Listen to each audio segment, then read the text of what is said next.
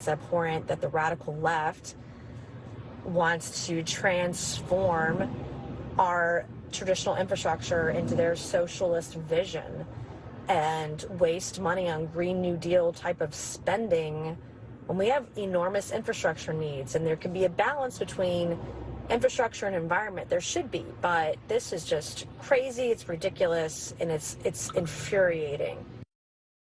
All right, that right there, South Carolina Representative Nancy Mace speaking from her car, as she often does, this time about President Joe Biden's infrastructure plan, which is expected to be a part of the president's speech tonight in a joint session of Congress. Now, the president also expected to talk about his accomplishments during his first 100 days in office, and so will Congresswoman Mace, who joins us now. Congresswoman, welcome back to Wake Up America. Hey, good morning, and thank you for having me on. Thanks for joining us. And let me ask you firstly, what are you expecting from the president this evening? Well, I'm expecting to hear a lot more spending tonight. I just read about another $2 trillion that President Biden is going to spend tonight. And this is the AOC wing of the party taking over the presidency, essentially. There's been more damage done in the first 100 days of President Biden's administration than I thought possible in 4 years.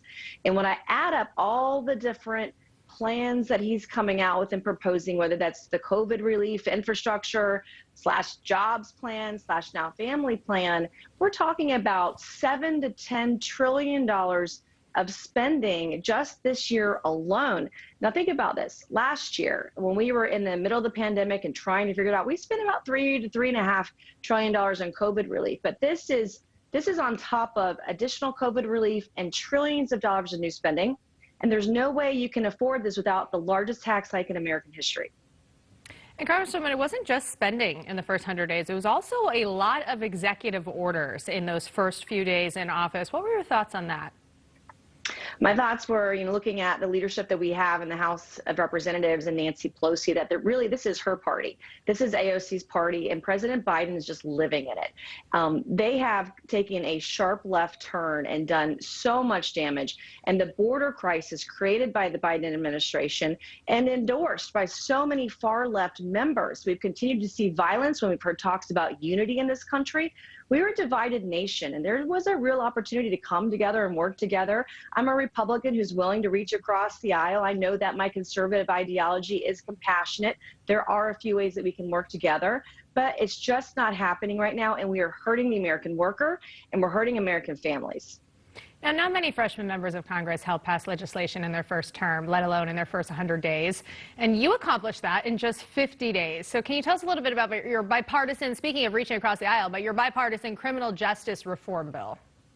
Right. I am a conservative who loves my kids and my country. One of the ways that I have been successful in reaching across the aisle and working with Democrats as a state lawmaker and now as a member of Congress are on criminal justice reforms. And I'm a constitutional conservative and believe in the right to due process. And I passed legislation out of the House of Representatives on my 50th day in office that protected due process and constitutional rights for those in our prison system. And so that's an issue where conservatives, for Republicans and Democrats, can work together. I promised that people, when I got elected, that I would do that, find those ways to work together, and I did it in my 50th day in Congress. I'm going to continue to do it. But what I will not do is I will not break our economy. I will support the American worker. I will support those that want to go back to work. It shouldn't be what can your government do for you, but what can you do for your country and for your government? And we've just gotten so lost over the last several decades. And this year in particular, I'm just stunned. It's insane. And so expectant of what the government can give us versus this year where we've seen some people on one end during the pandemic really working hard to try to make it through and help their families, and others not doing quite so much. Now, Congresswoman, you've been really busy. Yesterday, I believe we have a look at the tweet you sent out about all your accomplishments over the past, just to narrow a few, $2 million returned to taxpayers, 1,000 cases closed, pushing for benefits for veterans, supporting South Carolina transportation needs, voting against wasteful spending, but also protecting our environment. That's just to name a few. What are your big plans for the next 100 days and beyond? To work as hard as I possibly can. Former President Trump galvanized millions of Americans who felt like their voices were left behind. They're hardworking Americans, and I promised that I would put my district first. And despite the divisiveness of Washington, D.C., which I've never seen anything like it, I have a front row ticket to seeing the dismantling of our freedoms and our Constitution right now. My focus has been what I can do is help the people in my district that have enormous needs. And we returned almost $2 million to taxpayers in the first 100 days through IRS refunds. The IRS, as we've been reading, has been holding up refunds for people. We've been doing that. Also helping with VA benefits, Social Security benefits, all those things to help those who are struggling and those in need. And I promise nobody's going to work harder than I will for the people of my district, my state, and my country. Congresswoman, we have about 30 seconds left. You talked about you having that front row seat. As we approach tonight and many people anticipating what the president will say, we know he's going to be discussing that infrastructure plan. On one hand, people are saying, you know what, our infrastructure could use a lot of work. Maybe not as much money as we're putting into it. Being that you do have that front row spot, what is it that the American people need to know about what our focus should be right now?